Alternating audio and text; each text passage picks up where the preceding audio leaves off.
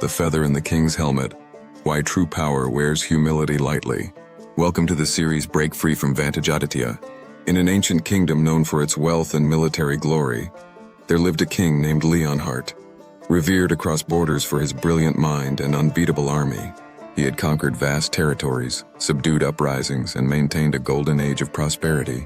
His helmet, crafted from iron and inlaid with rubies, was a symbol of strength, worn only during the most decisive battles and public ceremonies. But over time, the soldiers noticed something strange. A single white feather had been added to the back of the helmet. It wasn't ornate, didn't match the rest of the regal design, and served no protective purpose. It was simple, almost too plain for a monarch of his stature. Eventually, one of his captains, a fierce warrior named Gareth, asked, "My king, why the feather? It doesn't belong among jewels." Leonhardt smiled and replied, "Because power is heavy, and a feather reminds me it must be worn lightly. True power is not loud. It's quiet enough to carry reminders of its own limits." This was a king who had once let his ego dictate entire campaigns. Earlier in his reign, Leonhardt had fought battles not because they were necessary, but because they proved his dominance. He had made decisions just to silence critics, pushed allies away to assert authority, and ruled with the constant pressure to be seen as invincible. But that weight had consequences: lost lives, broken alliances, nights haunted by decisions he couldn't undo.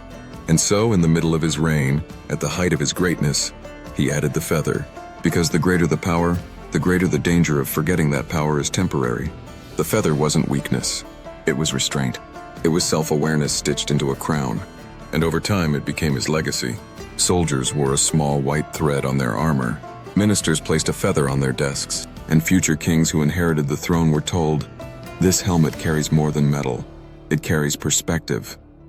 Because leadership isn't about showing your strength. It's about knowing when not to use it.